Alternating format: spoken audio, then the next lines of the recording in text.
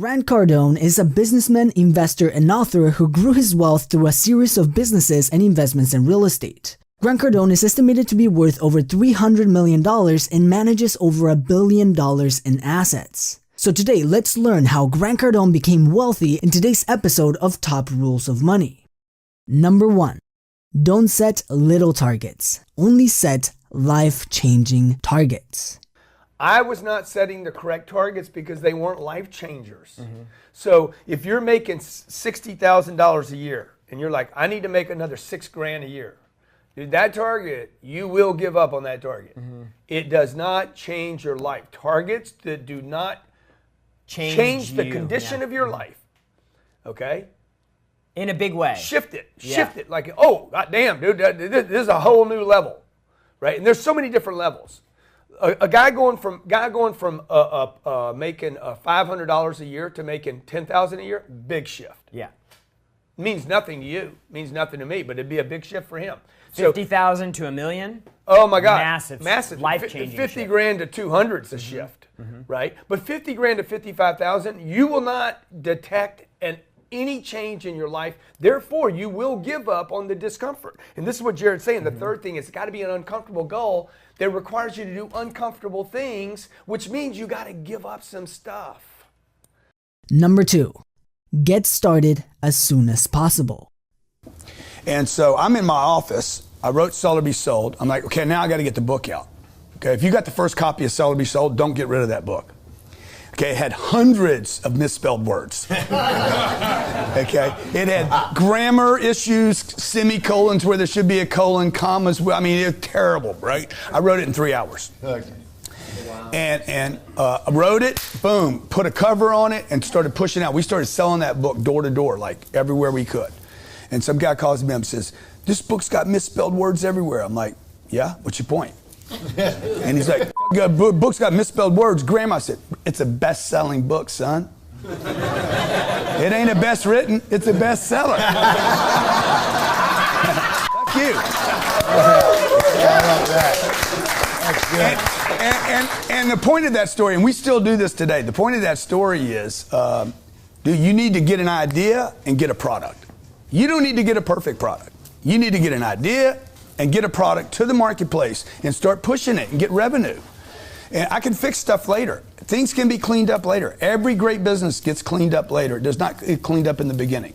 Number 3, save your money. Number 2, you need to get your income to a place. This is a fascinating concept right here. Okay, if you can do this, I guarantee you'll be rich. You need to get your income not to what pays your bills, but to where you can save 40% of your gross income is saved. Okay, now you want to talk about something difficult? This is way more difficult than that. If you can do this, you will get that.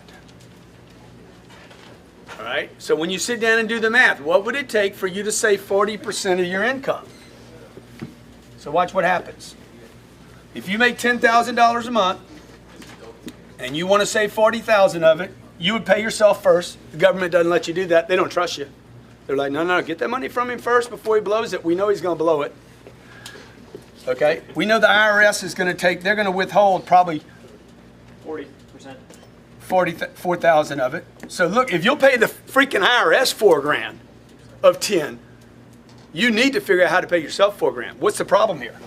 You got to live on 2. So just keep doing the math out. This is the math you need to do with your spouse. You need to keep working it out until you're like, he's like, let's go buy a new car. Yeah, we ain't got any money for a new car. That's why when I was 35 years old, no one knew that I was a millionaire.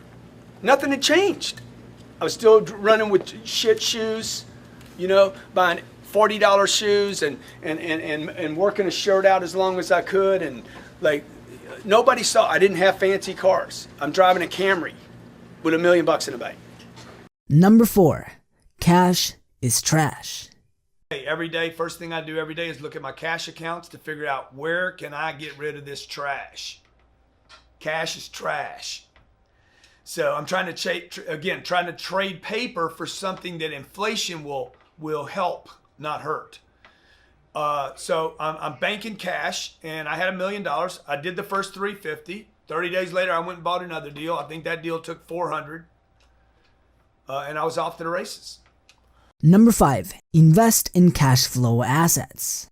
Dude, I get in the car on the way over here. This guy hits me. He's like, hey, I got this da-da-da-da-da. Yesterday, another one, da-da-da-da.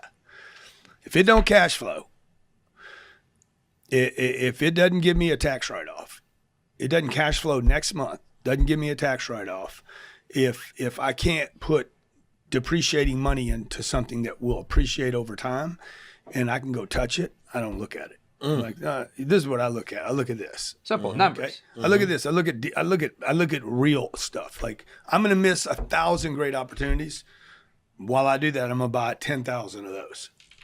So I don't mind missing all the shiny stuff. Yeah, everybody's got to change. You should never have money in the bank. So what? This so is what our do I do parent. with it? Do I buy gold? No. You only gold buy is at, like, things the that top produce right. cash flow that can't be disrupted. Like? Like the real estate I buy. Yeah. The real estate I buy is indestructible. What about the real estate that you buy makes it indestructible? Commercials. The rents are $1,500 a month. Okay. Ah. The world comes to an end tomorrow. Short of North Korea going nuclear. What are you going to do? You're not going to go below $1,500 a month. Your housekeeper's renting from me. Number 6. Don't spend earned income. Spend passive income. What I do is I take all the money from my busting my ass income, earned income, pay the taxes so I don't get Wesley sniped, all right, or Nicky caged. Stupid. These guys make all this money, man, and they end up having to go to jail. Or they got to file bankruptcy. It's stupid. What are you doing? How many ball players go broke after they retire? Not because they retired because they didn't plan for the retirement that you knew was going to happen anyway, and they spent a bunch of money on bullshit. I buy bullshit out of passive income only. 7,000 apartments. Let me show you this building right here. Okay, there's 250 units behind me. It's gonna pay $2,200 a month for every person that lives in one of those units. Every 10 to 14 months, a person is gonna move out. Somebody else is gonna move in. I own 7,000 of those. If there's cash flow from those 7,000, then and only then do I buy something stupid. How stupid can you go? Well, how much cash flow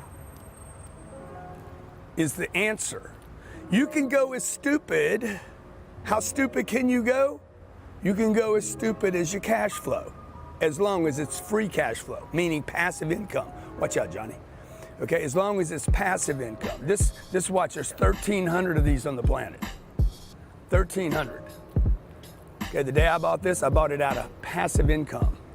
And while I bought this one, I stacked up another one right next to it. 2 watches, same week, both Patek's, both new, and both out of passive income. Alright guys, let me know in the comments if you enjoyed this video. I am thinking of starting a new series where we go over the top advice from some of the most successful people in the world. So if you like this idea, let me know who you want me to cover next, and you might inspire the next episode of Top Rules of Money. And as always, thank you for watching, and I will see you in the next video.